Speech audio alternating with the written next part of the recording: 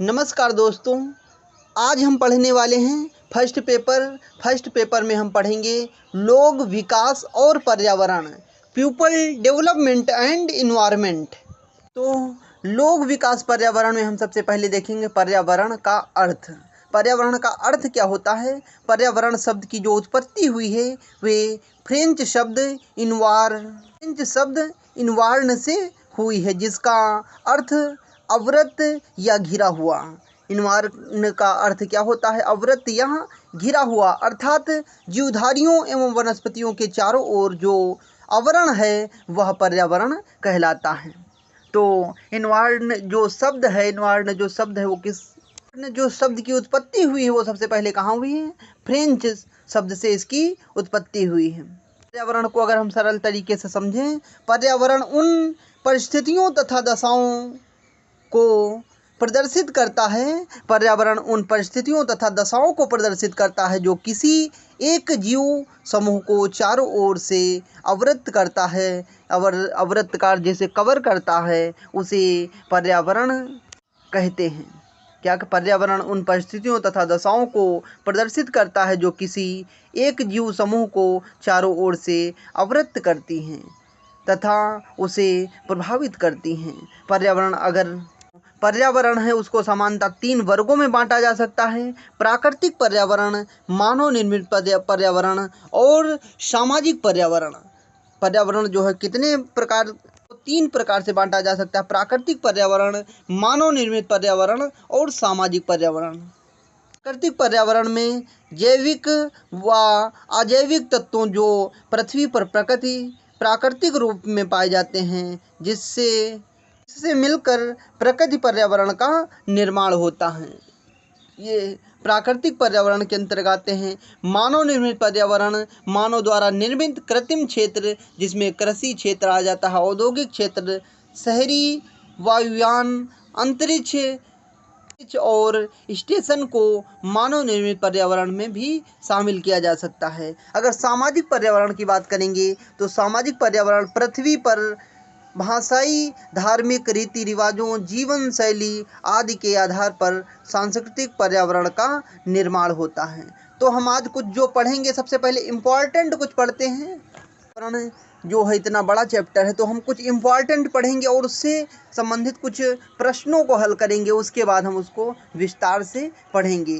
तो सबसे पहले मिलेनियम विकास और संपोषणीय विकास का लक्ष्य क्या था? मिलेनियम विकास और संपोषणीय विकास लक्ष्य जो था यह कब पारित हुआ?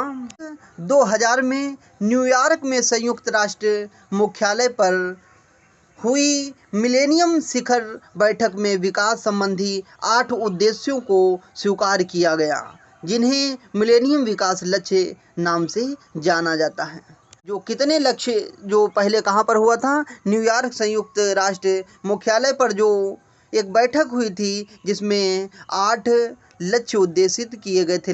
8 लक्ष्यों को स्वीकार किया गया था। जो उद्देश्य था, वर्ष 2000 से 2015 तक देशों के लिए उनकी राष्ट्रीय विकास रणनीतियों का अनुसरण करने का उल्लेख तैयार किया गया। कुल 8 मिलेनियम विकास लक्ष्य रखे गए थे। सबमें विकास के विभिन्न लक्ष्यों को रखा गया। संयुक्त राष्ट्र के उस समय के 189 सदस्य राष्ट्रों तथा 22 अंतर्राष्ट्रीय संस्थाओं ने 2015 तक निम्नलिखित लक्ष्यों की प्राप्ति के लिए संकल्प लिया था। कब? संयुक्त राष्ट्र के उस समय कितने देश इसमें शामिल हुए थे? 189 सदस्य राष्ट्रों तथा 22 अंतर्राष्ट्रीय संस्थाओं ने 2015 तक निम्नलिखित लक्ष्यों की प्राप्ति के लिए संकल्प लिया था। वो कौन कौन से संकल्प थे जिनको पूरा करना था? भुखमरी तथा गरीबी को समाप्त करना, सार्वजनिक प्राथमिक शिक्षा, लिंग समानता तथा महिला सशक्तिकरण, शिशु मृत्यु दर घटाना, मातृत्व स्वास्थ्य को बढ़ावा देना और HIV, एड्स, मलेरिया तथा अन्य बीमारियों से छुटकारा पाना। पर्यावरण सततता, वैश्विक विकास के लिए संबद्ध स्थापित करना, वैश्विक विकास के लिए क्या करना, संबंध स्थापित करना। तो ये क्या थे, मिलेनियम डेवलपमेंट्स गोल्स या मिलेनियम डेवलपमेंट्स के लक्ष्य जो रखे गए थे, ये क्या क्या थे, भुखमरी गरीबी को समाप्त करना, सार्वजनिक प्राथमिक शिक्षा देना, लिंग समानता तथा महिला सशक्तिकरण, शिशु मृत्यु दर घटाना, मातृत्व स्वास्थ्य को बढ़ावा देना, HIV, एड्स, मलेरिया तथा अन्य बीमारियों से छुटकारा पाना, पर्यावरण सततता और वैश्विक विकास के लिए संबंध स्थापित करना। ये क्या थे, मिलेनियम विकास तथा संपोषणी विकास के ये लक्ष्य थे। MDG का फुल फॉर्म क्या होता है, millennium development goals, millenniums development goals. तो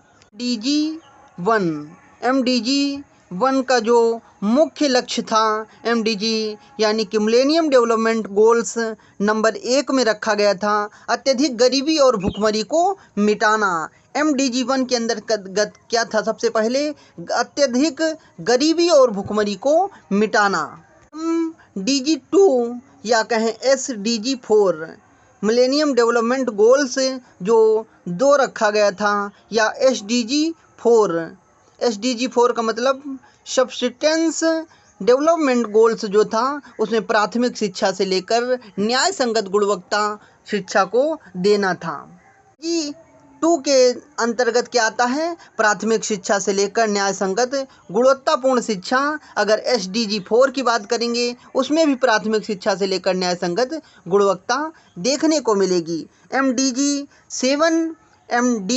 7 या SDG 6 सामान्य पर्यावरण स्वच्छ जल को बनाए रखना, सामान्य पर्यावरण को बनाना, स्वच्छ जल को रखना और ऊर्जा का तरह से प्रयोग करना। ये किस में आता है, MDG 7 मिलेनियम डेवलपमेंट गोल्स या सब्सटेंस डेवलपमेंट्स या सस्टेनेबल्स डेवलपमेंट गोल्स में आता है। MDG 7 या SDG 6 जो है, उसमें क्या, सामान्य पर्यावरण स्वच्छ जल को रखा गया है। और अगर MDG 2 या SDG 4 की बात करेंगे, तो प्राथमिक शिक्षा से लेकर न्याय संगत गुणवत्तापूर्ण शिक्षा को रखा गया था। MDG 5 या SDG 5 जो मिलेनियम डेवलपमेंट गोल्स थे, या कहें सस्टेनेबल्स डेवलपमेंट गोल्स 3 में मृत्यु दर को कम करना था। MDG 5 की बात करेंगे या SDG 3 की बात करेंगे, तो उसमें मृत्यु दर को, जो शिशु मृत्यु दर थी, उसको घटाना था। ये कितने उसमें रखा गया है, MDG 5 या SDG 3 में रखा गया है। और अगर हम MDG 1 या SDG 1 to S3 गरीबी दूर करना, आर्थिक विकास को बढ़ावा देना, ये इसमें शामिल था। MDG 1 में क्या था, गरीबी को दूर करना, भुखमरी को हटाना और आर्थिक विकास को बढ़ावा देना। ये अगर SDG सस्टेनेबल्स डेवलपमेंट गोल्स की बात करेंगे, तो उसमें क्या था, उसमें भी आर्थिक विकास को बढ़ावा देना और गरीबी को दूर करना। SDG 8 में आर्थिक विकास को बढ़ावा देना, इसमें SDG 8 आर्थिक विकास को बढ़ावा देना देखने को मिलता है। SDG 5 की बात करेंगे, तो वो जो है लैंगिक समानता की बात करता है। SDG 5 किसकी बात करता है, लैंगिक समानता की बात करता है। SDG 10 असमानताओं में को दिखाता है। और अगर SDG 13 जलवायु कार्रवाई को दिखाता है। SDG जो 13 है, SDG सस्टेनेबल डेवलपमेंट गोल्स जो थे, वो किसको दिखाते हैं, जो 13 है वो किसको दिखाते हैं, वो जलवायु कार्रवाई को दिखाते हैं। और अगर SDG 15 की बात करेंगे, भूमि पर जीवन को कैसे सुरक्षित रखा जाए, SDG 15 की जो बात करता है, भूमि पर जीवन को दिखाता है। SDG 16 जो है, शक्ति और न्याय प्रदान करता है। SDG 1 क्या करता है, SDG 1 अत्यधिक गरीबी भुखमरी को मिटाता है। MDG 1 क्या करता है, अत्यधिक गरीबी और भुखमरी को मिटाता है। MDG 4 बाल मृत्यु दर को कमी करता है।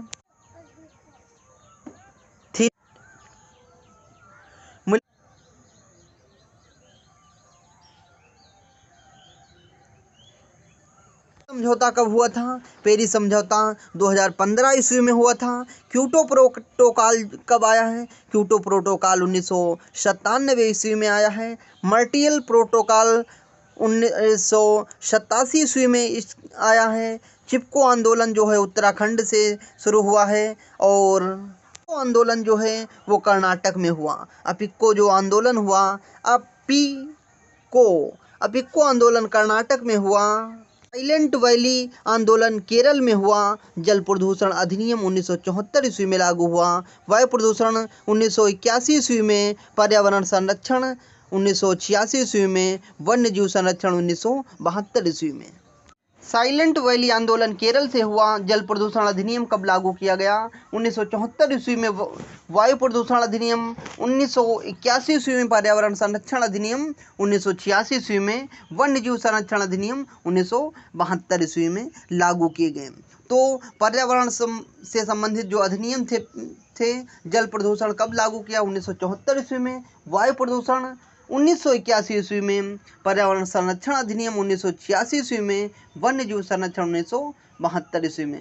सबसे पहले जो जल प्रदूषण वन्य जीव संरक्षण जो था, वनों का संरक्षण और जीवों का संरक्षण 1972। उसके 2 वर्ष बाद फिर जल प्रदूषण अधिनियम लागू किया गया 1974 ईस्वी में। फिर उसके बाद वायु प्रदूषण लागू किया गया। जब इन्वायरमेंट बढ़ने लगा तब 1981 ईस्वी में यह अधिनियम लागू किया गया और पर्यावरण संरक्षण अधिनियम 1986 ईस्वी में लागू किया गया। समझौता 2015। क्योटो प्रोटोकॉल 1997 ईस्वी। मॉन्ट्रियल प्रोटोकॉल 1987 ईस्वी में। चिपको आंदोलन कहाँ हुआ था? उत्तराखंड में हुआ था। अपिक्को आंदोलन कर्नाटक में हुआ था और साइलेंट वैली आंदोलन जो हुआ था वो कहाँ पर हुआ था? केरल में हुआ था। ये जो मिलेनियम डेवलपमेंट्स गोल्स थे, लक्ष्य थे, उनको भारत ने, जिसमें HIV, एड्स, गरीबी, सार्वजनिक शिक्षा तथा शिशु मृत्यु दर में निर्धारित मानकों के 2015 तक प्राप्त कर लिया था, जबकि अन्य लक्ष्यों में भारत अभी भी पीछे है। किन किन को लगभग उसमें भारत कितना सफल रहा? जिसमें HIV रोग पे काबू पा लिया गया और एड्स जो था उस पे, एड्स गरीबी को, और उसके बाद हम कहें शिशु मृत्यु दर निर्धारित, जिसमें सभी 2015 तक प्राप्त कर लिए थे, जबकि अन्य लक्ष्यों को अभी तक पीछे थे। अब हम देखते हैं एयर क्वालिटी इंडियाज क्या है? AQI एयर क्वालिटी इंडेक्स वायु गुणवत्ता सूचक। इसमें कौन मापा जाता है? उसकी सीमा क्या होती है? अच्छा, यदि अगर 0 से लेकर 50 तक होता है और 0 से लेकर 50 तक हरा दिख रहा है तो बिल्कुल वायु जो वातावरण है, बिल्कुल पर्यावरण कैसा है? अच्छा है। अगर 51 से लेकर 51 से लेकर 100 या 51 से लेकर 100 तक है तो यह संतोषजनक है, यानी कि हल्का हरा है, यह संतोषजनक है, भी पर्यावरण बहुत ज़्यादा प्रभावित नहीं है। और सामान्य प्रदूषित अगर जब प्रदूषण बढ़ने लगता है तो 100 से लेकर 200 देखा जाता है तो वह पीला हो जाता है, तो यह सामान्य प्रदूषित हो चुका होता है वातावरण। और अगर 200 से लेकर 300 नारंगी हो जाता है तो वह खराब माना जाता है, बिल्कुल पर्यावरण खराब हो चुका है, दूषित हो चुका है। और अति खराब अगर 300 से लेकर 400 लाल, एकदम लाल हो जाता है तो अति बहुत ही खराब हो जाता है, जब यहाँ पर सांस लेने में और बीमारियों को अत्यधिक बढ़ावा देने में। तो 300 से लेकर अगर 400 तक है पर्यावरण दिख रहा है तो यानी कि लाल, और 200 से लेकर 300 नारंगी, और 101 से लेकर 200 तक अगर पीला, और 51 से लेकर 100 या हल्का हरा को दिखाता है, और 0 से लेकर 50 तक हरा यानी कि सबसे अच्छा वातावरण है। तो 0 से लेकर 50 तक संतोषजनक है, तो 51 से 100, और सामान्य प्रदूषित हो चुका है वातावरण तो 100 से लेकर 200, और खराब हो चुका है तो 201 से लेकर 300, 200 से लेकर 300 तक दिखाएगा। अति खराब तो 300 से लेकर 400। देखते हैं कुछ इन्वायरमेंट से या पर्यावरण से संबंधित कुछ प्रश्नों को हल कर लेते हैं, उसके बाद हम पर्यावरण को विस्तार से पढ़ेंगे, लोक विकास और पर्यावरण को विस्तार से पढ़ेंगे। तो सबसे पहले हम देखते हैं अगर कि आर्सेनिक आमतौर पर लकड़ी के परिरक्षकों में पाया जाता है। जो आर्सेनिक है वो किस में पाया जाता है? आर्सेनिक आमतौर पर लकड़ी के परिरक्षकों में पाया जाता है, जिनका उपयोग लकड़ी के उपचार और क्षय रोग को रोकने के लिए किया जाता है। आर्सेनिक का उपयोग किस लिए किया जाता है? जिनका उपयोग लकड़ी के उपचार और क्षय रोग को रोकने के लिए किया जाता है। लेड का उपयोग जो आमतौर पर पेंट में किया जाता है। लेड का प्रयोग किस में किया जाता है? लेड का प्रयोग आमतौर पेंट में किया जाता है, विशेष रूप से पुराने औद्योगिक पेंट में। मरकरी का प्रयोग जो किया जाता है, मरकरी पारा, जो मरकरी का प्रयोग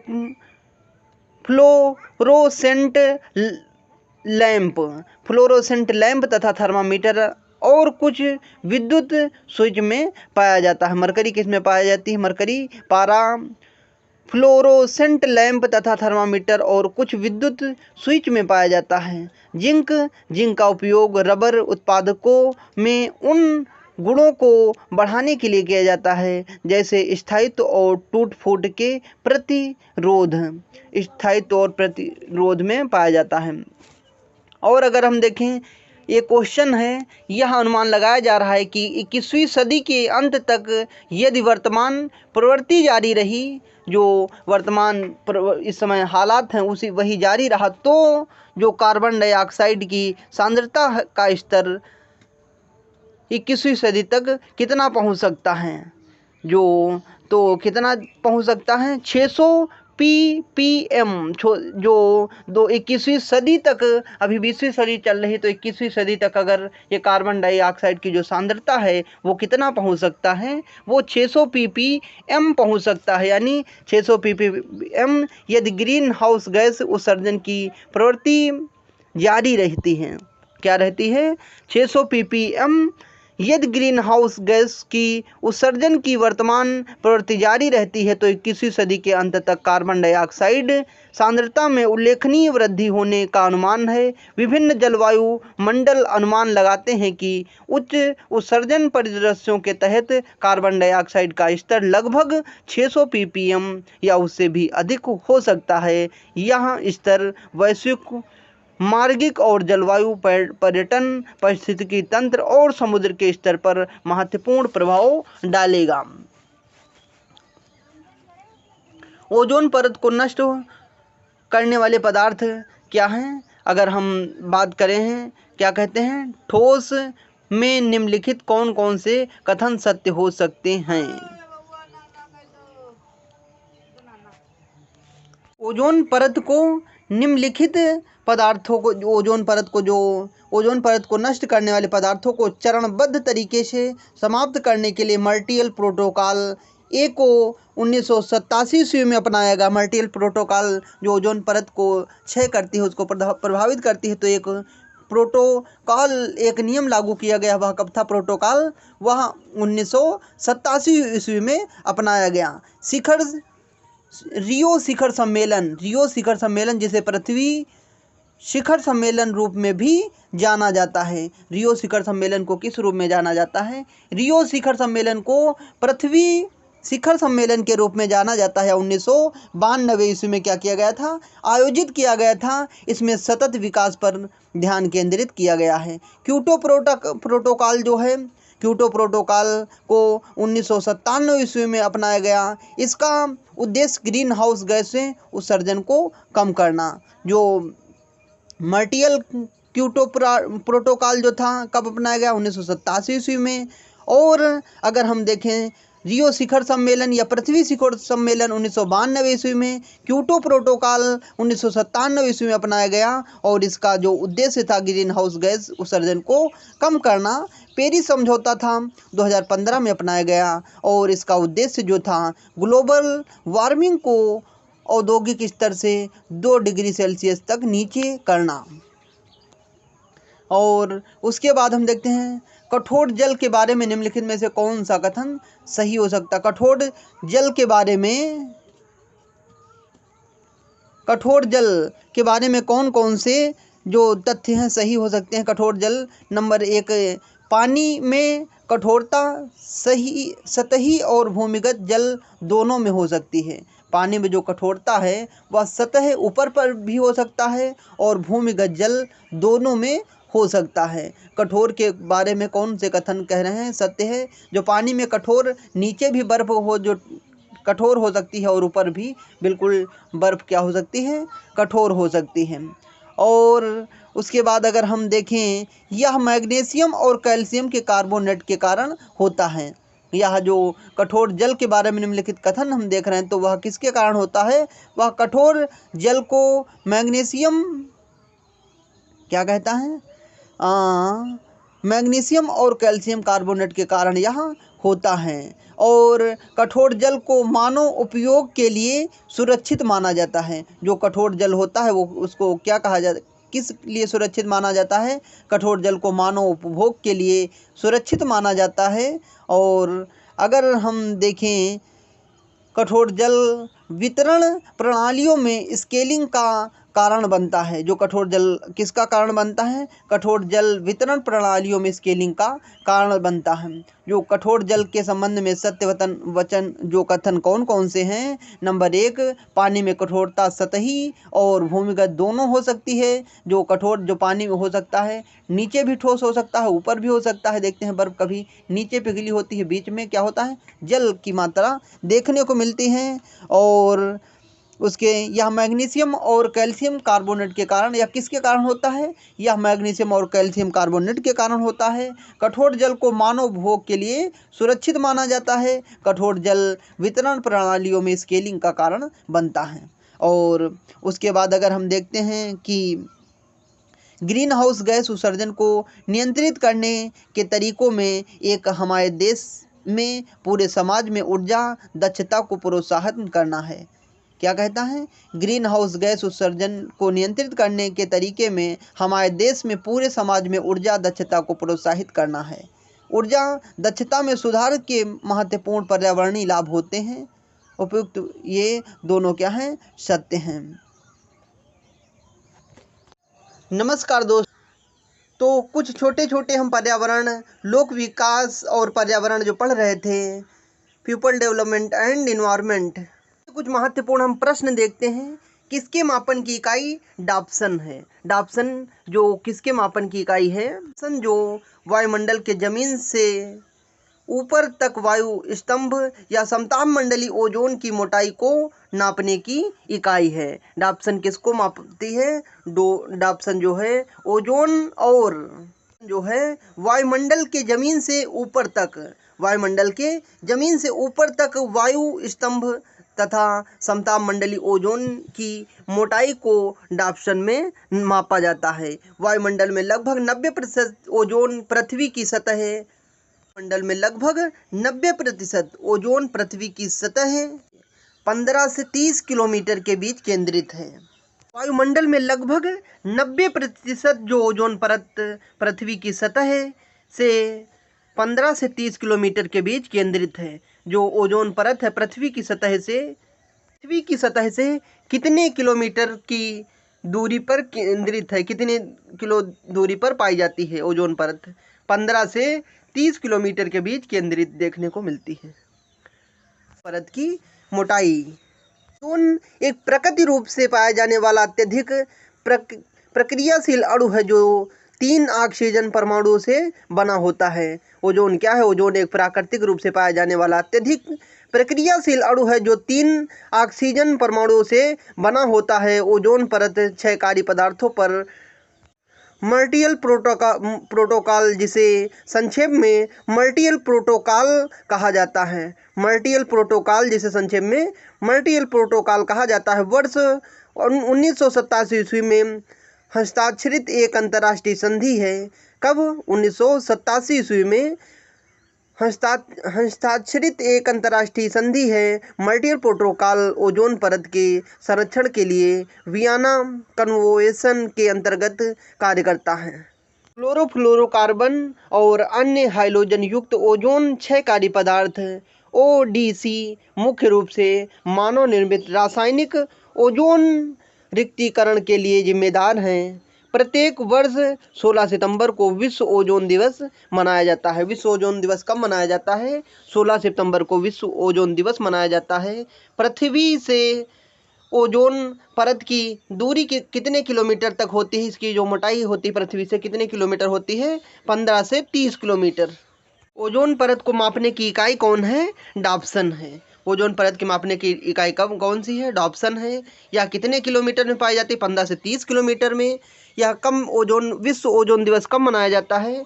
विश्व ओजोन दिवस 15 दिसंबर को मनाया जाता है। फोटो इलेक्ट्रोकेमिकल और सौर सेल्स किस पर आधारित होते हैं? फोटो इलेक्ट्रोकेमिकल और सौर सेल किस पर आधारित होते हैं? अकार्बनिक अर्धचालकों और एक इलेक्ट्रोलाइट की संरचना पर। फोटो इलेक्ट्रोकेमिकल सौर सेल किस पर आधारित होते हैं? फोटो इलेक्ट्रोकेमिकल सौर सेल अकार्बनिक अर्धचालकों और इलेक्ट्रोलाइट की संरचना पर आधारित होते हैं। किस पर? फोटो इलेक्ट्रोकेमिकल जो होते हैं सौर सेल्स अकार्बनिक अर्धचालकों और इलेक्ट्रोलाइट की संरचना पर आधारित होते हैं। फोटो इलेक्ट्रोलाइट केमिकल से दो अलग अलग डिवाइस में वर्गीकृत होता है, जिसमें पहला डाइसेनमीटाइड फोटो तथा दूसरा फोटो इलेक्ट्रोलाइट सेल है, जो इलेक्ट्रोलाइटिकल घोल में डूबी जली धातु पर प्रकाश की घटना का उपयोग करता है। तो फोटो इलेक्ट्रोकेमिकल सोलर सेल्स अकार्बनिक अर्धचालकों और इलेक्ट्रोलाइट की संरचना पर क्या होते हैं? आधारित होते हैं। शिखर सम्मेलन प्रोटोकॉल की स्थापना कब हुई और उनका हम देखते हैं कब कब उनकी स्थापना हुई है।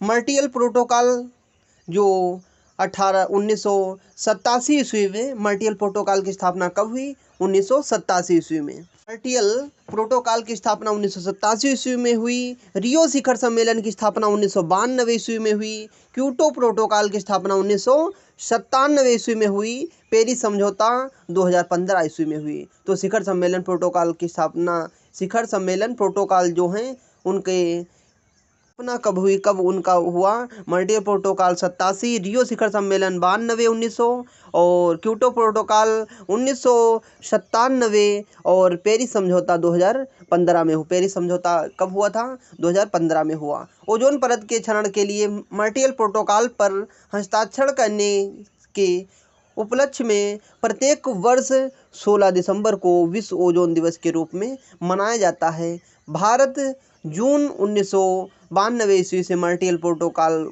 पर हस्ताक्षर हैं। तो भारत जून 1992 ईस्वी से मॉन्ट्रियल प्रोटोकॉल के पक्षकार हैं। रियो शिखर सम्मेलन कहाँ गया? रियो शिखर सम्मेलन डी जेनेरियो ब्राज़ील में 1992 ईस्वी में मनाया गया। रियो शिखर सम्मेलन 1992 में जो शिखर सम्मेलन 1992 ईस्वी में जाना जाता है, इसे रियो T20 या पृथ्वी शिखर सम्मेलन के नाम से भी जाना जाता है। रियो T20 या पृथ्वी शिखर सम्मेलन के नाम से किसे जाना जाता है? रियो शिखर सम्मेलन को अन्य किस नाम से जाना जाता है? रियो T20 या पृथ्वी शिखर सम्मेलन के नाम से भी जाना जाता है। क्योटो प्रोटोकॉल वर्ष 1997 ईस्वी में अपनाया गया तथा वर्ष 2007 से प्रभाव में आया। पेरिस समझौता है जो पेरिस जलवायु समझौता, जलवायु परिवर्तन पर बना एक अंतर्राष्ट्रीय समझौता है। इसकी ड्राफ्टिंग वर्ष 2015 ईस्वी में की गई। पेरिस समझौता जलवायु परिवर्तन पर कानून रूप से बाध्यकारी एक अंतर्राष्ट्रीय समझौता है। पेरिस समझौता कब हुआ था? 1915 ईस्वी में। मॉन्ट्रियल प्रोटोकॉल 1987 ईस्वी में। रियो शिखर सम्मेलन 1992। क्योटो प्रोटोकॉल 1997 मॉन्ट्रियल प्रोटोकॉल 1987 ईस्वी में। रियो शिखर सम्मेलन 1992 ईस्वी में। क्योटो प्रोटोकॉल 1987 ईस्वी में। पेरिस समझौता 2015 ईस्वी में हुआ। समुद्र के तपीय प्रसार से हो सकता है या हो सकती है? क्या हो सकता है? समुद्र के तपीय प्रसार से हो सकता है। समुद्र के तपीय प्रसार से समुद्र के जल स्तर में वृद्धि हो सकती है। क्योंकि समुद्र जैसे जैसे ऊष्मा को अवशोषित करती है, समुद्र का तापमान बढ़ता जाता है, तत्पश्चात इसके जल स्तर में भी फैलाव होता है। यह तपीय प्रसार वैश्विक समुद्र स्तर में वृद्धि और योगदान देता है। तो वैश्विक समुद्र के तपीय प्रसार से क्या होता है, समुद्र स्तर में वृद्धि होती है। समुद्र के तपीय प्रसार से क्या होता है, समुद्र स्तर में क्या होती है, वृद्धि होती है। अपशिष्ट स्थायीकरण कुंड क्या है? अपशिष्ट स्थायीकरण कुंड या अपशिष्ट जल स्थिरीकरण तालाब को लैगून या स्थिरीकरण तालाब के नाम से भी जाना जाता है। ऐसे ऐसे तालाब होते हैं जिन्हें जैविक सामग्री को कम करने और रोगजनकों को निकालने के लिए, अपशिष्ट जल के उपचार के लिए ये मानव निर्मित अवसादों को घेरने वाली मिट्टी की संरचना होती हैं। अपशिष्ट स्थिरीकरण जो कुंड होता है वह किसी भी प्रकार के अपशिष्ट जल का उपचार कर सकता है। जो अपशिष्ट स्थिरीकरण कुंड होता है, तालाब होता है, वो क्या करता है, अपशिष्ट स्थिरीकरण कुंड किसी भी प्रकार के अपशिष्ट जल का उपचार कर सकते हैं, सभी प्रकार के वातावरण में प्रभावी ढंग से कार्य कर सकते हैं। ऐसे कुंड मुख्यतः उष्णकटिबंधीय और उपोष्ण कटिबंधीय जलवायु वाले देशों के लिए उपयुक्त होते हैं। तो हम देखते हैं अपशिष्ट स्थायीकरण कुंड की प्रमुख विशेषताएं कौन कौन सी हो सकती हैं। किसकी? अपशिष्ट स्थायीकरण कुंड की प्रमुख विशेषताएं कौन कौन सी हो सकती हैं? यह मुख्यतः ऑक्सीकरण कुंड होता है। यह मुख्यतः कैसा होता है? ऑक्सीकरण कुंड होता है। इस कुंड का प्रयोग रोगजनक और जैव अंशों को हटाने में किया जाता है। इस कुंड का प्रयोग किसके लिए किया जाता है? इस कुंड या तालाब का प्रयोग रोगजनक जैव अंशों को हटाने में किया जाता है। ये कुंड प्राकृतिक शोधन तंत्र के रूप में कार्य करते हैं। ये कुंड किस रूप में कार्य करते हैं? ये जो कुंड है प्राकृतिक शोधन तंत्र के रूप में कार्य करते हैं। ये कुंड अपशिष्ट जल को पुनः उपचारित करके कृषि व जलीय जीवन के अनुकूल बनाते हैं। ये कुंड क्या करते हैं? ये कुंड अब प्राकृतिक शोधन तंत्र के रूप में कार्य करते हैं। ये कुंड अपशिष्ट जल को पुनः उपचारित करके कृषि व जलीय जीव के अनुकूल बनाते हैं। तो अपशिष्ट स्थिरीकरण कुंड क्या होता है? अपशिष्ट स्थिरीकरण कुंड किसी भी प्रकार की जो प्रकार का कुंड होता है, तालाब होता है, जो अपशिष्ट जल होता है, खराब जल होता है, उसको उपचार करके उसे पुनः प्रयोग में लाने योग्य या उसमें जलीय जीवों के लिए उपयोग करने वाला जल को बनाया जाता है। इसकी विशेषताएं क्या? यह मुख्यतः ऑक्सीकरण कुंड होता है। कुंड प्रयोग रोगजनक तथा जैव अंशों को हटाने में किया जाता है। ये कुंड प्राकृतिक शोधन तंत्र के रूप में कार्य करता है। ये कुंड अपशिष्ट जल को पुनः उपचारित करके कृषि व जलीय जीव के अनुकूल बनाता है। एक प्रश्न हम यह देखते हैं, कौन सा कथन सत्य है? राज्य का राज्यपाल जो होता है मानित डीम्ड विश्वविद्यालयों का कुलाधिपति होता है। मानित यानी कि सम्मानित या प्रतिष्ठित। राज्य का राज्यपाल सम्मानित विश्वविद्यालयों का कुलाधिपति होता है। यह कथन सही है या गलत है?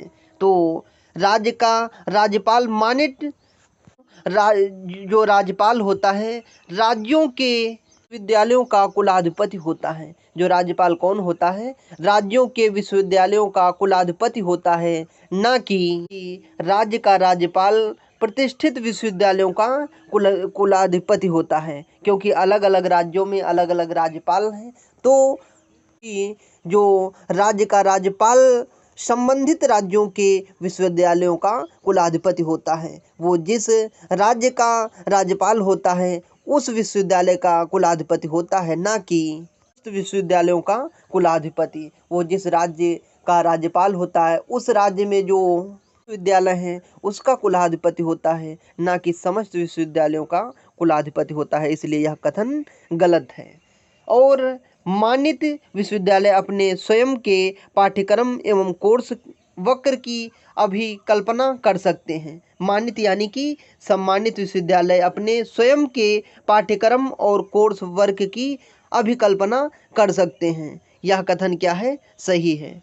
क्या है? मानित या प्रतिष्ठित विश्वविद्यालय अपने स्वयं के पाठ्यक्रम एवं कोर्स वक्र की अभिकल्पना कर सकते हैं। यह कथन क्या है? सत्य है। कोई भी जो विश्वविद्यालय होता है वह अपना जो सिलेबस है, कोर्स है, वह खुद निर्धारित कर सकता है। लेकिन बहुत जल्द देखने को मिलेगा सभी विश्वविद्यालयों का सिलेबस एक सा ही होने वाला है, लेकिन हुआ नहीं है। सभी विश्वविद्यालय अपना अपना कोर्स सिलेबस निर्धारित कर सकते हैं, लेकिन अब ऐसा नियम लागू होने वाला है कि सभी विश्वविद्यालयों का जो सिलेबस होगा एक जैसा होगा। दीक्षा का पूर्ण रूप क्या होता है? दीक्षा का पूर्ण रूप digital infrastructure for knowledge sharing है। दीक्षा का पूर्ण रूप क्या है? Digital infrastructure for knowledge sharing है। दीक्षा को अनौपचारिक रूप से भारत के उपराष्ट्रपति द्वारा 5 सितंबर 2017 को लॉन्च किया गया था। दीक्षा को कब लॉन्च किया गया था? दीक्षा को औपचारिक रूप से भारत के उपराष्ट्रपति द्वारा 5 सितंबर 2017 को लॉन्च किया गया था। दीक्षा स्कूली शिक्षा के लिए एक राष्ट्रीय मंच है। दीक्षा क्या है? स्कूली शिक्षा के लिए एक राष्ट्रीय मंच है जो शिक्षा मंत्रालय सरकार के तत्वाधान में राष्ट्रीय शैक्षिक अनुसंधान और प्रशिक्षण परिषद एक पहल है। दीक्षा को CBSE सहित लगभग सभी राज्यों, केंद्र शासित प्रदेशों, केंद्रीय स्वायत्त निकायों, बोर्डों द्वारा अपनाया गया है। दीक्षा को one nation one digital form घोषित किया गया है। दीक्षा को क्या घोषित किया गया है? दीक्षा को one nation one digital platform घोषित किया गया है। दीक्षा का पूर्ण रूप क्या होता है? Digital infrastructure for knowledge sharing. सेवारत शिक्षक प्रशिक्षण की गुणवत्ता के प्रमुख घटक कौन हैं? जो सेवारत शिक्षक जो होते हैं, प्रशिक्षण की गुणवत्ता के प्रमुख घटक कौन कौन से होते हैं? प्रशिक्षण एक सेवारत शिक्षा के लिए अत्यंत महत्वपूर्ण घटक होता है, क्योंकि प्रशिक्षण के माध्यम से वह शिक्षण की गुणवत्ता को बनाए रख सकता है। इसके लिए एक सेवारत शिक्षक को समय समय पर प्रशिक्षण दिया जाना नितांत आवश्यक है। सेवारत शिक्षक प्रशिक्षण की गुणवत्ता के प्रमुख क्या हैं? घटक हैं, इस प्रकार हैं। सेवारत शिक्षक प्रशिक्षण की गुणवत्ता के प्रमुख घटक इस प्रकार हैं। सर्वप्रथम प्रशिक्षण सामग्री को तैयार करना होता है। सबसे पहले अगर किसी को कुछ पढ़ाने जा रहे हैं, शिक्षा देने जा रहे हैं, तो आपके पास कंटेंट हो, इतना सामग्री हो कि वहाँ पर जा रहे हैं क्या, पढ़ाएंगे क्या, तो सर्वप्रथम प्रशिक्षण सामग्री को तैयार करना होता है। प्रशिक्षण आवश्यकताओं का मूल्यांकन करना होता है। उपयुक्त पाठाचार्य व मॉड्यूल्स विकसित करना होता है। प्रशिक्षण के प्रभाव एवं परिणाम का मूल्यांकन करना होता है। प्रशिक्षण के प्रभाव एवं परिणाम का मूल्यांकन करना होता है। तो सेवारत प्रशिक्षण गुणवत्ता के प्रमुख घटक कौन कौन से होते हैं? सर्वप्रथम प्रशिक्षण सामग्री को तैयार करना, प्रशिक्षण आवश्यकताओं का मूल्यांकन करना होता है, और उपयुक्त पाठाचार्य पाठ्यलूस विकसित करना होता है। उपयुक्त शिक्षण के प्रभाव एवं परिणाम का मूल्यांकन करना होता है। प्रशिक्षण के प्रभाव एवं परिणाम का मूल्यांकन करना होता है। 2020 के अनुसार अल्प सेवा प्राप्त क्षेत्रों में निम्नलिखित में से पूर्ण रूप से सुनिश्चित करने के लिए अधिक उच्च शिक्षा संस्थानों की स्थापना विकास किया जाएगा। किसे? नई शिक्षा नीति 2020 NEP के अनुसार अल्प सेवा प्राप्त क्षेत्रों में अभिगम साम्य समावेश को पूर्ण रूप से सुनिश्चित करने का विकास किया जाएगा। सुनिश्चित करने के लिए अधिक उच्च शिक्षा संस्थानों की स्थापना एवं विकास किया जाएगा। क्या है? नई शिक्षा नीति 2020 नई शिक्षा नीति 2020 में कौन सी आई थी? NEP 2020 के अनुसार अल्प सेवा क्षेत्रों में अभिगम साम्य और समावेश को पूर्ण रूप से सुनिश्चित करने के लिए एक अधिक उच्च शिक्षा संस्थानों की स्थापना एवं विकास किया जाएगा। भारत सरकार द्वारा स्वतंत्रता प्राप्ति के पश्चात भारत में संगठित विश्वविद्यालय शिक्षा आयोग द्वारा चिकित्सा शिक्षा से संबंधित प्रतिपादित अनुशंसाएं, यानी कि ये कब की बात हो रही है? भारत सरकार द्वारा स्वतंत्रता प्राप्ति के पश्चात के बाद की बात, तभी की बात होती है। भारत में गठित विश्वविद्यालय शिक्षा आयोग द्वारा चिकित्सा शिक्षा से संबंधित प्रतिपादित अनुशंसाएं हैं। अनुशंसाएं का अर्थ क्या है, यानी कि सुझाव जो हैं उनको इस प्रकार हम देख सकते हैं। मेडिकल कॉलेजों को अधिकतम 100 विद्यार्थियों को प्रवेश देना। उस समय क्या एक लक्ष्य रखा गया था कि मेडिकल कॉलेजों में अधिकतम 100 विद्यार्थियों को प्रवेश देना चाहिए। भारतीय पद्धति के विशेष संदर्भ में औषधि का इतिहास औषधि के प्रथम डिग्री पाठ्यक्रम में बढ़ाया जाना चाहिए। भारतीय पद्धति के विशेष संदर्भ में औषधि का इतिहास जो है औषधि के प्रथम डिग्री पाठ्यक्रम में बढ़ाया जाना चाहिए। जन स्वास्थ्य इंजीनियरिंग और नर्सिंग को अधिक महत्व देना चाहिए। किसके लिए? जन स्वास्थ्य इंजीनियरिंग और नर्सिंग को अधिक महत्व देना चाहिए। मेडिकल कॉलेजों में प्रवेश लेने वाले प्रति विद्यार्थी पर 10 सैया का प्रबंध होना चाहिए। 10 सैया क्या होता है? मरीजों के लिए जो बेड होते हैं, मरीजों के लिए लिटाने के लिए सैया जो क्या कहते हैं बेड होते हैं, कितने होने चाहिए? 10 होने चाहिए।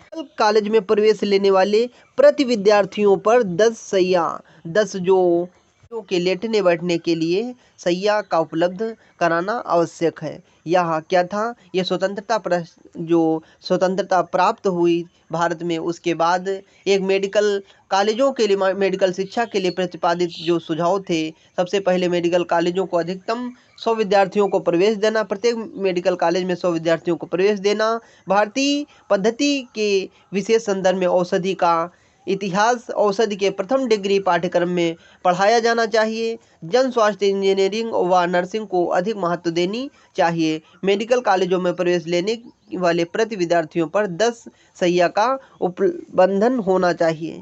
कॉलेजों में प्रवेश लेने वाले प्रति विद्यार्थियों पर कितने? 10 रोगी सैया होने चाहिए। मेडिकल जो रोगी सैया रोगियों के लेटने उठने बैठने के लिए कितनी सैया होनी चाहिए? 10 रोगी सैया होनी चाहिए या मरीजों के लिए बेड होने चाहिए। सतत विकास लक्ष्य या SDG सस्टेनेबल डेवलपमेंट गोल्स आर्थिक, सामाजिक और पर्यावरणीय आयामों में सतत विकास को बढ़ावा देने के उद्देश्य से 17 परस्पर जुड़े उद्देश्यों को एक समूह है।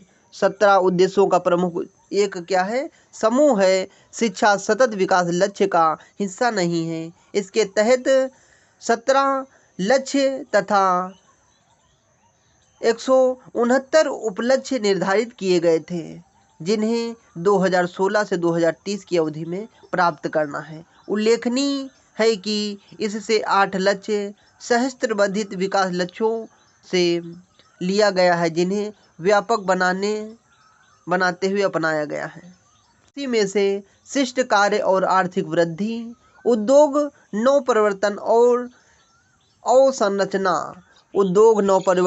अवसंरचना, जलवायु परिवर्तन उन्हीं में शामिल है। किसमें? सतत विकास लक्ष्य SDG के लक्ष्य कितने रखे गए हैं? 2016 से लेकर 2030 में 17 लक्ष्य निर्धारित किए गए हैं तथा 169 उप लक्ष्य निर्धारित किए गए हैं 2016 से 2030 की अवधि में। उन्हीं में शिष्ट कार्य और आर्थिक वृद्धि, उद्योग नव परिवर्तन और संरचनावाद, जलवायु परिवर्तन भी शामिल है उन्हीं में।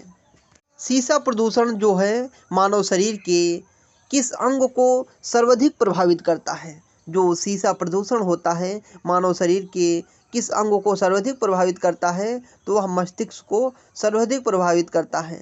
तो सीसा प्रदूषण मानव शरीर के निम्न में से किस अंग को सर्वाधिक प्रभावित करती है? मस्तिष्क को। यह सीसा प्रकृति रूप में पाई जाने वाली एक जहरीली क्या है? धातु है, जो पृथ्वी की क्रिस्टली में पाई जाती है। जल प्रदूषण और उसके उदाहरण कौन कौन से हो सकते हैं हम देखते हैं। प्रदूषण और उसके उदाहरण, रोगाणु का उदाहरण क्या हो सकता है? रोगाणु का उदाहरण फफूंद हो सकती है, काई हो सकती है, फंगस हो सकते हैं। ये क्या है? रोगाणु के उदाहरण हैं। अकार्बनिक रसायन कौन कौन से हो सकते हैं? एक तो कार्बनिक रसायन होते हैं, दूसरे अकार्बनिक रसायन। अकार्बनिक रसायन लवण के अंतर्गत आते हैं। अकार्बनिक रसायन का जो एग्जाम्पल हम देखेंगे तो वो क्या होगा? लवण। कार्बनिक रसायन में कीटनाशी होते हैं, अकार्बनिक में लवण, और कार्बनिक रसायन में कीटनाशी, रेडियोधर्मी सामग्री में आयोडीन। रेडियोधर्मी सामग्री में जो है आयोडीन, ये क्या है, जल प्रदूषण के उदाहरण हैं। तो रेडियोधर्मी सामग्री का जो उदाहरण क्या हो सकता है, रेडियो आयोडीन हो सकता है, कार्बनिक रसायन का कीटनाशी हो सकता है, अकार्बनिक का लवण हो सकता है, रोगाणु का फफूंद काई वगैरह हो सकती है। वर्ष 2021 में केंद्रीय प्रदूषण नियंत्रण बोर्ड द्वारा प्रकाशित एक रिपोर्ट के अनुसार भारत की वर्तमान जल उपचार क्षमता 37% तथा सीवेज उपचार क्षमता 18.6%। यद्यपि भारत की अपशिष्ट और सीवेज उपचार क्षमता लगभग 20 के वैश्विक औसत से अधिक है, यह पर्याप्त नहीं है और त्वरित उपायों द्वारा सीवेज उपचार क्षमता को नहीं बढ़ाया गया तो इसके गंभीर परिणाम हो सकते हैं। सरकारी आंकड़ों के अनुसार भारत के शहरी क्षेत्रों में 5% अपशिष्ट जल अनुपचारित तथा आंशिक रूप से उपचारित रहता है। रोगाणु का उदाहरण फफूंद, अकार्बनिक रसायन का लवण, कार्बनिक रसायन का कीटनाशक, रेडियोधर्मी का आयोडीन, ये क्या है, एग्जाम्पल देखने को हमें मिलते हैं, उदाहरण के तौर पे हम जानते हैं। नाभिकीय रिएक्टरों से अपशिष्ट यूरेनियम को क्या कहा जाता है, जो नाभिकीय रिएक्टर से अपशिष्ट यूरेनियम जो निकलता है होता है उसको क्या कहा जाता है, उसको अवक्षयित यूरेनियम कहा जाता है। नाभिकीय रिएक्टरों से अपशिष्ट यूरेनियम को अवक्षयित यूरेनियम कहा जाता है। दूसरे शब्दों में जिसे यूरेनियम विखंडनीय यूरेनियम कहा जाता है। तो नाभिकीय रिएक्टरों से अपशिष्ट यूरेनियम को क्या कहा जाता है, नाभिकीय रिएक्टरों से अपशिष्ट यूरेनियम को अवक्षरित यूरेनियम कहा जाता है। और एक हम प्रश्न देखते हैं, शहरी पर्यावरण में सल्फेट एरोसोल प्राथमिक प्रदूषक होते हैं। जो शहरी पर्यावरण में सल्फेट एरोसोल प्राथमिक प्रदूषण के अंतर्गत आते हैं, यह कथन सही है या गलत? यह कथन सर्वथा गलत है, क्योंकि यह द्वितीयक वायु प्रदूषक के रूप में जाने जाते हैं। द्वितीयक वायु प्रदूषक के रूप में क्या,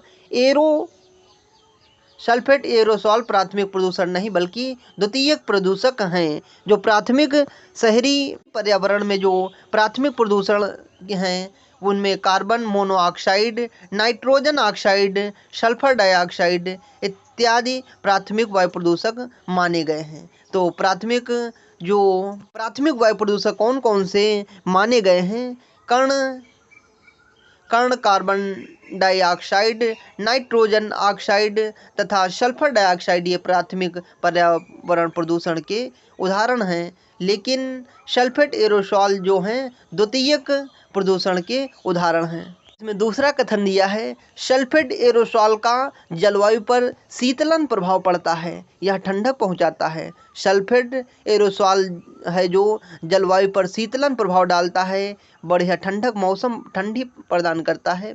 तो सल्फेट एरोसोल जलवायु पर शीतलन प्रभाव डालता है, यह कथन सत्य है। यह शुद्ध सल्फेट नाइट्रेट लगभग सभी विकिरणों को दर्शाता है जो वातावरण को ठंडा करता है। यह क्या है, सल्फेट एरोसोल का जलवायु पर शीतलन प्रभाव पड़ता है, यह बिल्कुल सही कथन है।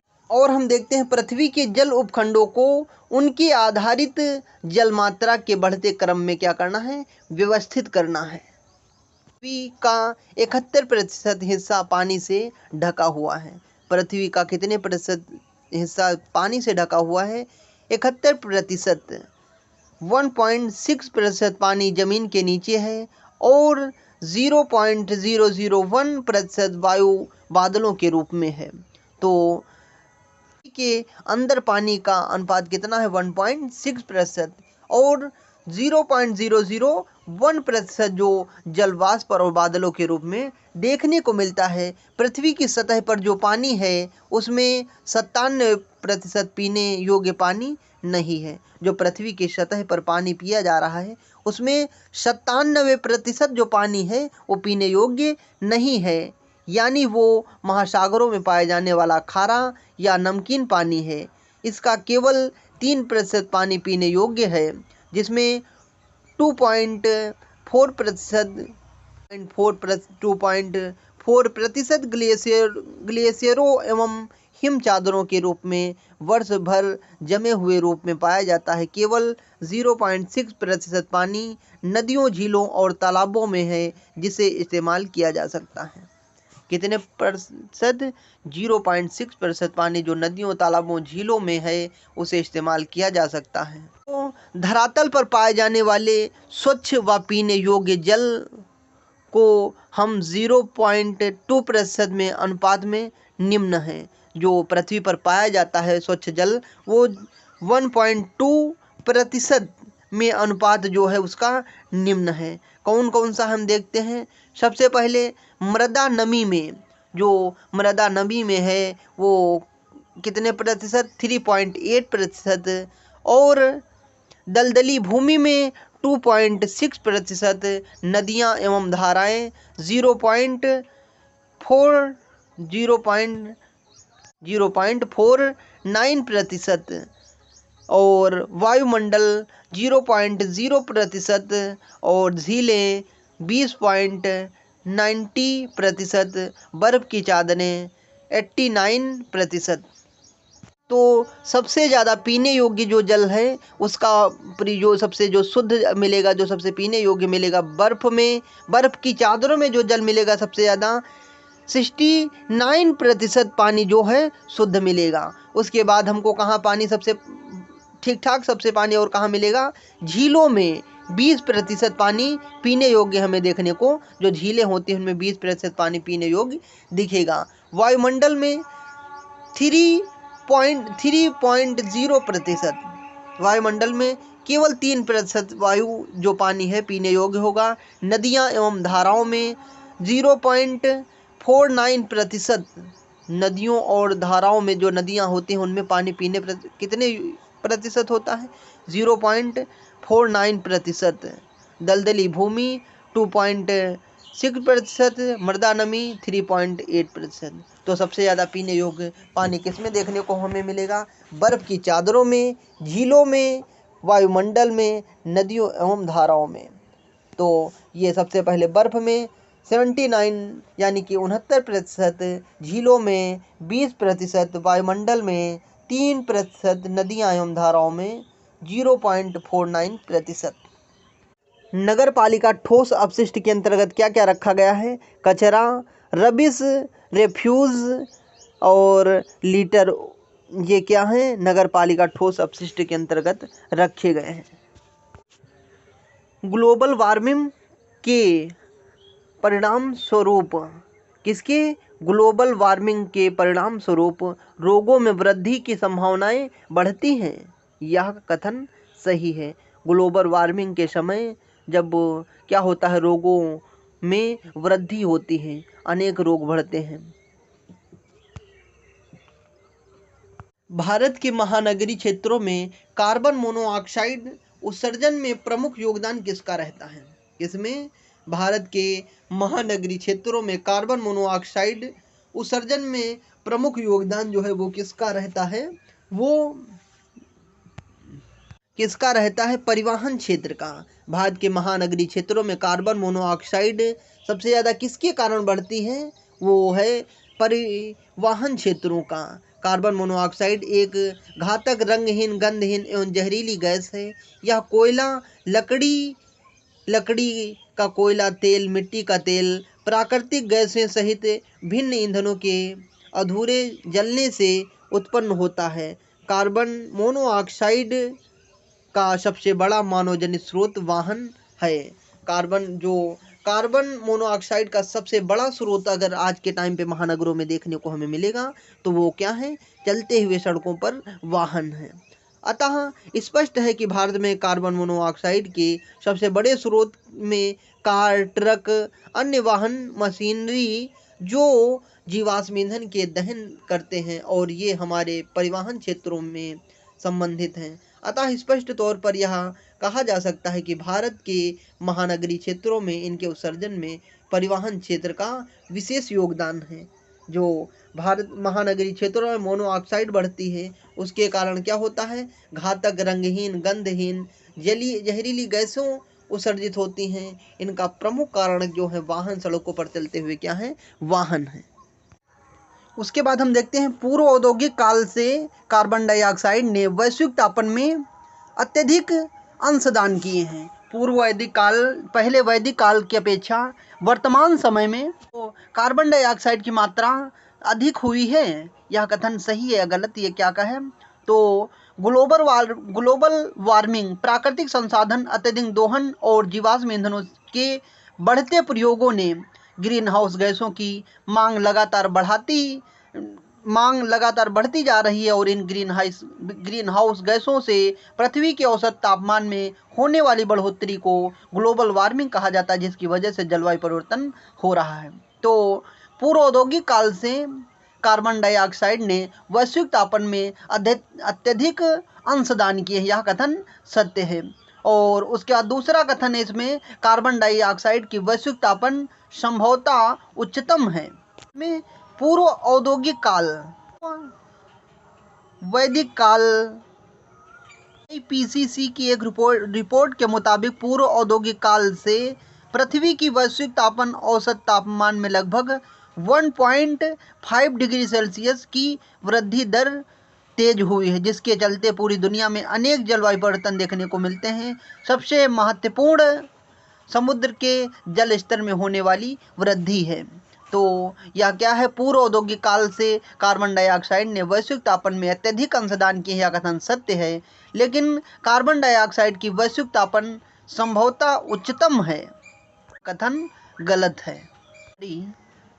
कार्बन डाइऑक्साइड की वैश्विक तापन संभवतः उच्चतम है, यह कथन भी क्या है, सही है। डायोक्सिन अत्यधिक विषैले होते हैं और इसका अत्यधिक निम्न संकेंद्रण प्रभाव भी जन्म दोष, जन्ममूलक और विकृति कैंसर का कारण हो सकता है, यह कथन क्या है, क्या डायनोसिक जो होता है अत्यधिक विषैले रसायन होते हैं जो प्रजनन और विकास संबंधी समस्याएं पैदा कर सकते हैं, प्रतिरक्षण प्रणाली को नुकसान पहुंचाते हैं, हार्मोन में हस्तक्षेप कर सकते हैं और कभी कभी ये कैंसर का कारण भी बनते हैं। क्या डायनोसिन जो होते हैं अत्यधिक क्या होते हैं, विषैले होते हैं, यह कथन क्या है, सही है। इसका अत्यंत निम्न संकेंद्रण प्रभावी जन्म दोष, जन्ममूलक विकृति और कैंसर के कारण हो सकता है, यह कथन सही है। डायनोसिन अत्यंत विषैले रसायन होते हैं जो प्रजनन और विकास संबंधी समस्याएं पैदा करते हैं, प्रतिरक्षण प्रणाली को नुकसान पहुंचाते हैं, हार्मोन में हस्तक्षेप कर सकते हैं और कभी कभी कैंसर का कारण भी बनते हैं। क्वेश्चन प्रश्न है, जल में 5 से उच्च पीएच की अम्लीय का जलीय विलयन अहितकारी प्रभाव होता है, यह कथन सही है या गलत। तो यह कथन क्या है, असत्य है, क्योंकि पीएच स्केल अहितकारी प्रभाव नहीं बल्कि वह हितकारी प्रभाव डालता है। जल में 5 से उच्च पीएच की अम्लीय जलीय जीवन पर अहितकारी प्रभाव डालता है, यह कथन असत्य है, बल्कि हितकारी प्रभाव डालता है। पीएच स्केल किसी विलयन की अम्लीय या क्षारीय की माप होती है। जो पीएच विलयन होता है वो क्या होता है, कोई जल है या कुछ होता है उसमें ये बताता है कि अम्लीय है या क्षारीय है। जो किसी पदार्थ की अम्लीयता या क्षारीयता को उसके विलयन में हाइड्रोजन आयनों की सांद्रता के आधार पर व्यक्त करता है। पीएच स्केल की खोज सबसे पहले किसने की थी, सोरेसन ने की थी। पीएच स्केल की खोज किसने की थी, पीएच मापन की इकाई को किसने खोजा था, सोरेसन ने इसकी खोज की थी, जिसकी सीमा 0.14 तक होती है। जिसकी सीमा कितनी होती है, 0.14 तक होती है। यदि पीएच की वैल्यू 7 से अधिक है तो वह विलयन अम्लीय होता है। यदि पीएच की वैल्यू 7 से कम है तो विलयन क्षारीय होता है। यदि पीएच 7 से अधिक पीएच मान है तो वह कैसा होगा, तो वह विलयन अम्लीय होगा। अगर 7 से कम विलयन है तो वह क्या होगा, क्षारीय होगा। इस पीएच का मान विलयन के क्षारीय और अम्लीय होने का संकेत देना। जलीय जीवों के लिए पीएच मान यदि 5 से ऊपर से कम होता है, जलीय जीवों के लिए पीएच का मान यदि 5 से ऊपर 7 से कम, 5 से ऊपर और 7 से कम तो यहाँ उनके जीवन के लिए आदर्श माना जाता है। अगर जलीय है या कुछ भी अम्लीय कुछ है, जल है, अगर 7 से अधिक और 5 से अधिक और 7 से कम हुआ तो जलीय जीवों के लिए वह आदर्श माना जाता है, बहुत ही अच्छा।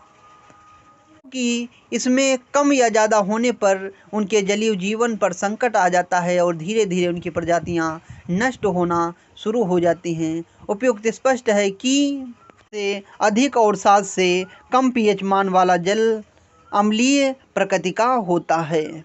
से अधिक और 7 से कम वाला जो जल होता है कैसा होता है? अम्लीय होता है। इसमें किसी जलीय जीवों को सुरक्षित रखा जा सकता है या उनके लिए बिल्कुल आदर्श माना जाता है। और जल में 5 से उच्च पीएच की अम्लीय जलीय जीवन पर अहितकारी प्रभाव डालते हैं। यह कथन गलत है, बल्कि वह अहितकारी नहीं बल्कि हितकारी प्रभाव डालती हैं। PAN का पूर्ण रूप क्या है? PAN का पूर्ण रूप क्या है? पैराऑक्सीटाइल नाइट्रेट। PAN का पूर्ण रूप क्या है? PAN का पूर्ण रूप पैराऑक्सीटाइल नाइट्रेट है। PAN का पूर्ण रूप क्या है? PAN का पैराऑक्सीटाइल नाइट्रेट है। PAN का पूर्ण रूप क्या है? PAN का पूर्ण रूप पैराऑक्सीटाइल नाइट्रेट है। PAN एक वायु प्रदूषक होता है। PAN क्या होता है? PAN एक वायु प्रदूषक होता है जिसका पूर्ण रूप पैराऑक्सीटाइल नाइट्रेट होता है। साधारण विकास लक्ष्यों को किस अन्य रूप में जाना जाता है? साधारण विकास लक्ष्यों SDG को किस अन्य रूप से जाना जाता है? साधारण विकास लक्ष्यों SDG को एजेंडा सूची 30 के रूप में भी जाना जाता है। साधारण विकास लक्ष्यों को अन्य किस नाम से जाना जाता है? साधारण विकास लक्ष्यों को अन्य एजेंडा 30 के रूप में भी जाना जाता है।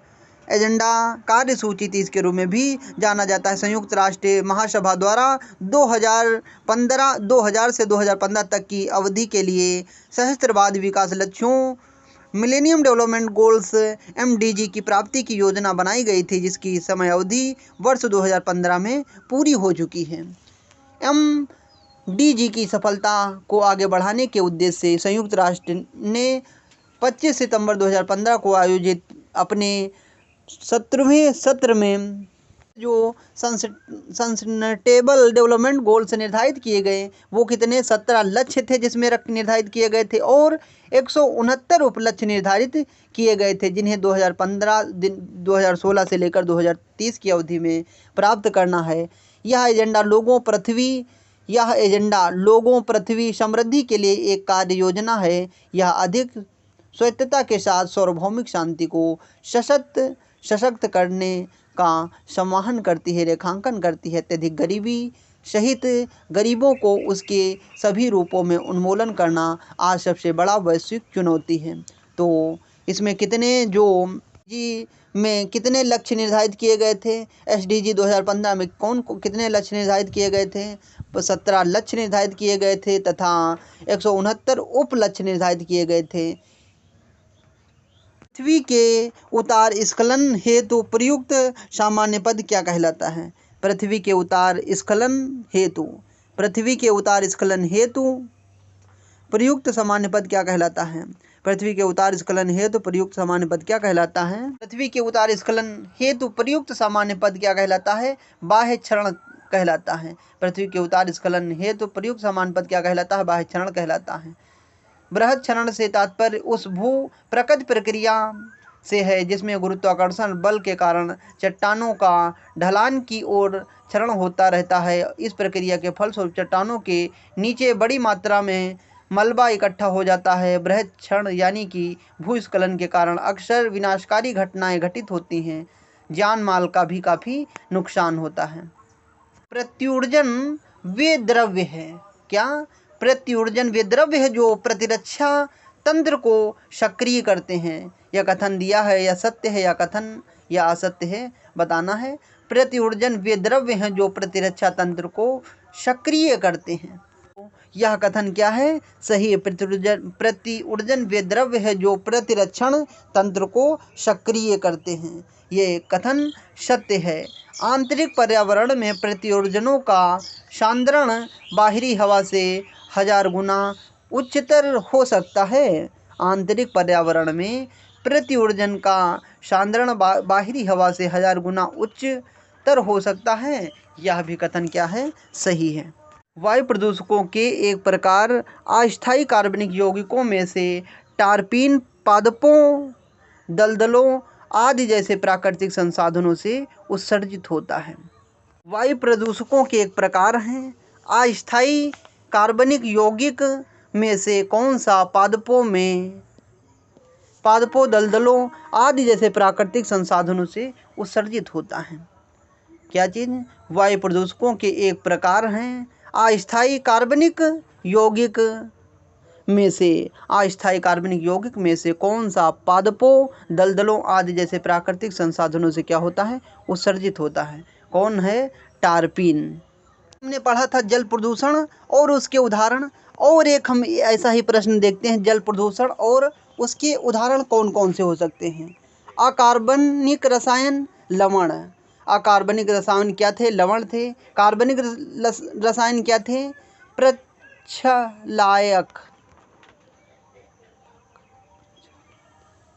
प्रक्षालक। जो कार्बनिक रसायन के यहाँ प्रक्षालक हैं। रेडियोधर्मी सामग्री कौन कौन सी हो सकती है? आयोडीन हो सकते हैं। रेडियोधर्मी सामग्री आयोडीन हो सकते हैं। रोगमूलक परजीवी हो सकते हैं।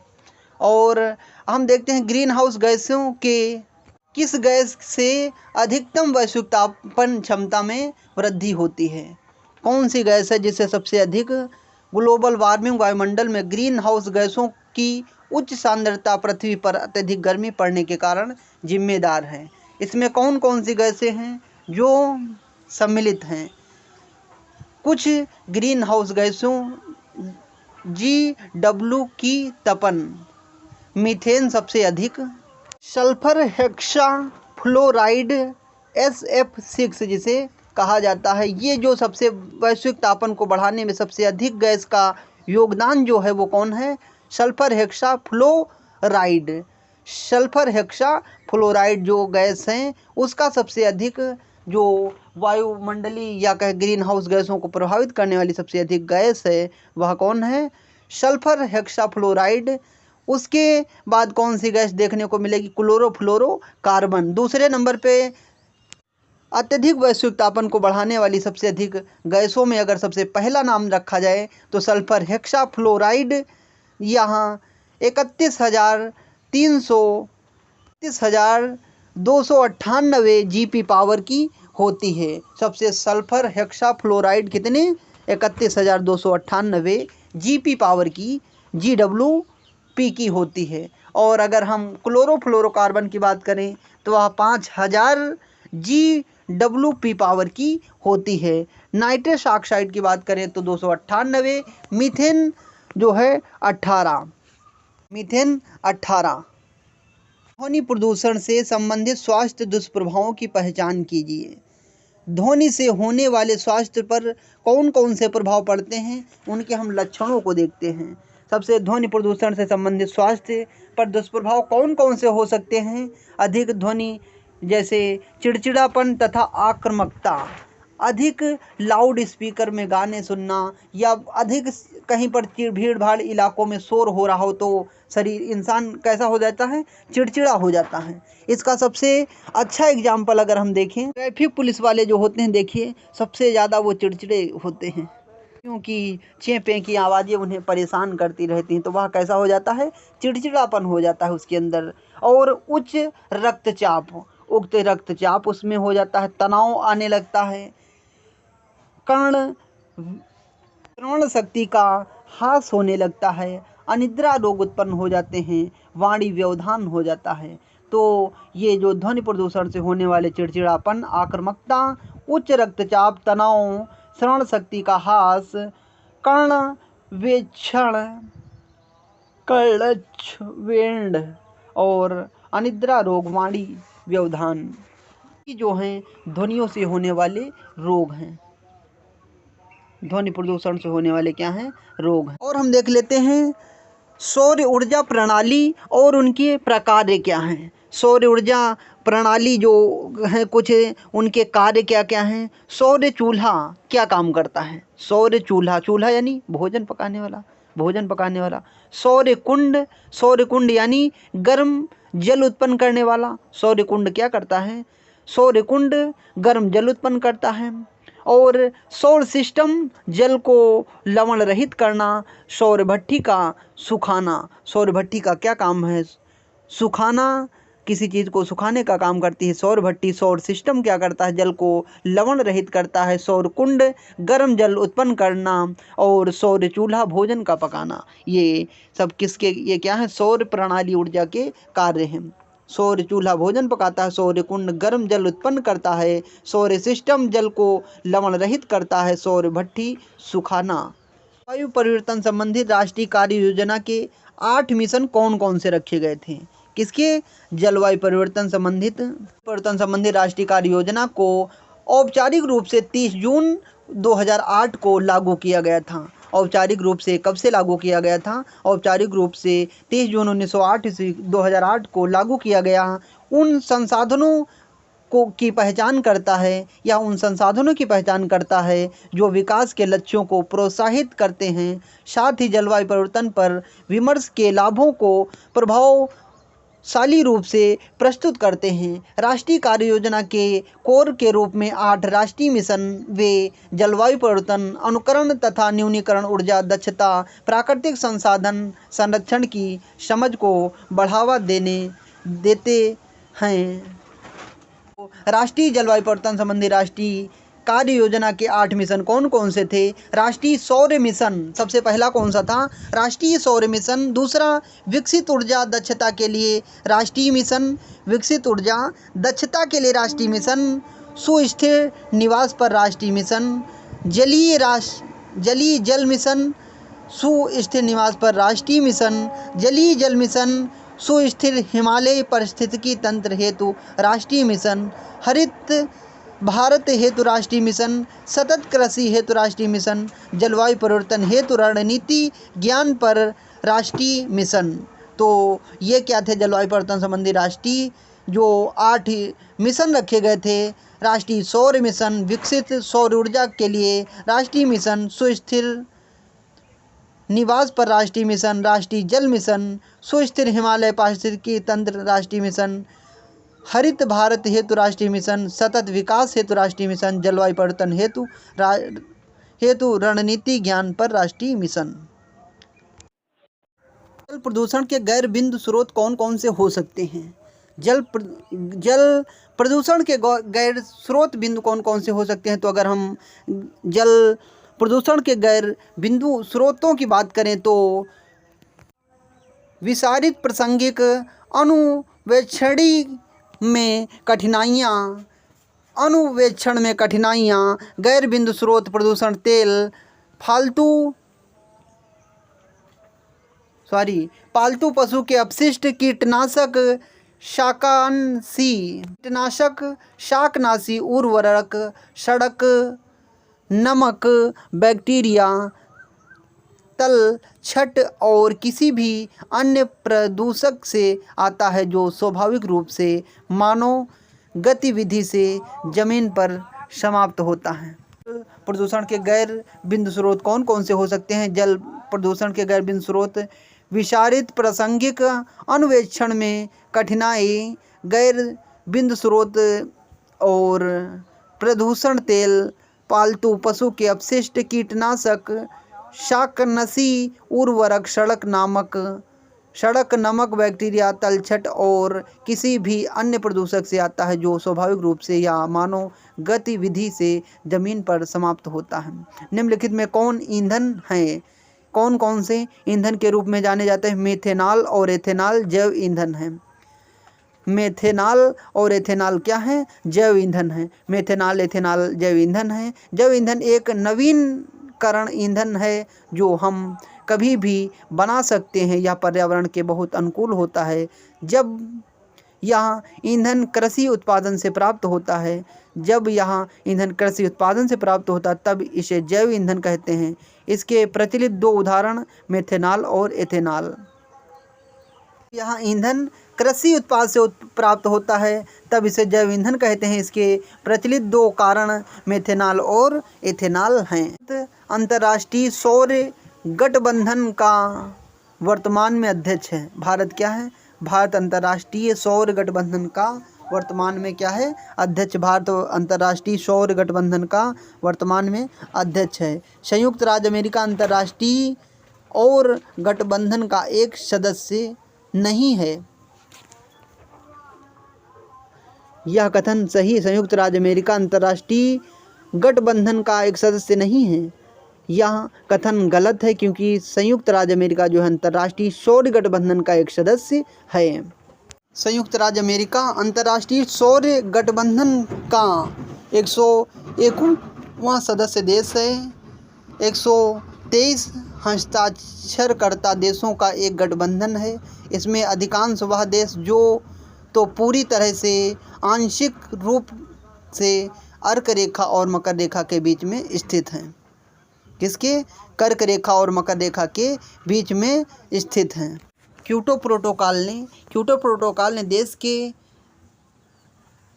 प्रोटोकॉल ने देशों के वर्ष 1990 के पूर्व उनके द्वारा निर्धारित किए जाने के आधार पर कार्बन उत्सर्जन की भिन्न भिन्न सीमाएं तय की थी। क्योटो प्रोटोकॉल 11 दिसंबर 1997 ईस्वी को अपनाया गया था। एक जटिल अनुसमर्थन प्रक्रिया के कारण यहाँ 16 फरवरी 2005 को लागू हुआ। वर्तमान में इसके 192 देश हस्ताक्षर के पक्षधर हैं। प्रदूषक और स्रोत। सीसा किसका स्रोत है? पेंट का। सीसा किसका स्रोत है? पेंट का। प्रदूषक क्या है? सीसा है। या किसका स्रोत? इसका स्रोत क्या है? पेंट है। पारा का स्रोत क्या है? कोयला दहन। पारा का जो स्रोत क्या हो सकता है? कोयला दहन। बेंजीन का पेट्रोल हो सकता है। बेंजीन का पेट्रोल। कैडमियम का बैटरियां हो सकती हैं। कैडमियम का स्रोत क्या हो सकता है? बैटरियां हो सकती हैं। बेंजीन का पेट्रोल, पारा का कोयला, शीशा का पेंट, पारा का कोयला, बेंजीन का पेट्रोल, कैडमियम का बैटरियां। तो कुछ छोटे छोटे हम पर्यावरण